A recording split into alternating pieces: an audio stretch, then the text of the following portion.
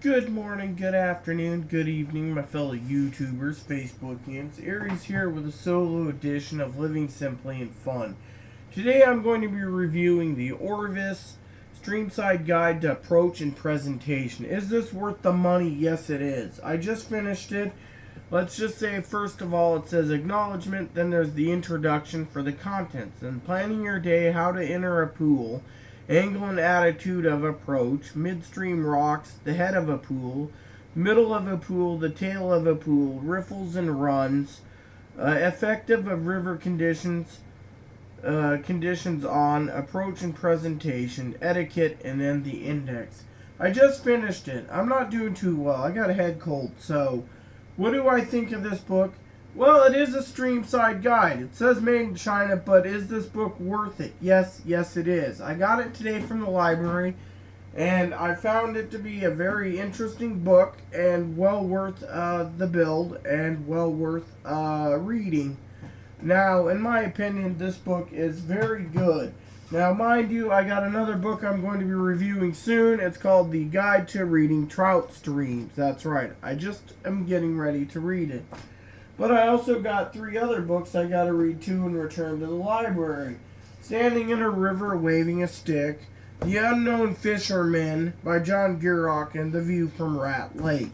But what I liked about this book is it's a Tom Rosenbauer book for 1. It's a Orvis book for 2. And 3, it's a thing that you could just pull out when you need to and read on learning about fly fishing in approach and presentations, as well as riffles, runs, pocket water, and much more. Now, this book here does not compete with, say, the Orvis beginner fly guide, because these are more advanced once you get into knowing what your leader, your tippet, your rod, etc. is. This one is about reading trout streams.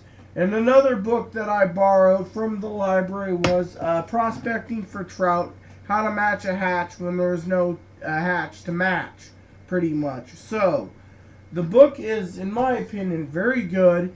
It's highly recommended. It's got some great little pictures in it. Off and on, there's these little pictures here. And it just talks about a story of what you need to do, etc. There's also larger pictures. So when you think the book is small, it's also showing you a few pictures here and there. And then a few diagrams off and on, like where to fish, etc. Like this one, the fish, where the fish can see, or where to swim. Or this one here is talking about the hydraulics of fishing, or the fish. Or this one, where the fish will be next to a rock. All these are ideas that is just, you know, it might be for the mediocre fly fisher, or this. Right here, talking about this area here where there's more fish. All these diagrams have a reason for, like I said, has a reason to fish, you know. Once you get past the diagrams and etc., you can be a better fisher person, in my opinion. There's the rocks thing again, like I said. But yes, anyways, when you get down to it, you just got to look at the big pictures right here. Like I said, this one. All these are designed for a reason. I highly recommend this book. It can fit if you have a big enough pocket in your fly vest. Otherwise, you might want to just keep this as a reference guide. I, for one, am buying it because I found it to be very influential in my book purchases. With that said, please don't be discouraging because of the size. Small books sometimes are small, but if it's Orvis, you know you're going to get a highly quality book.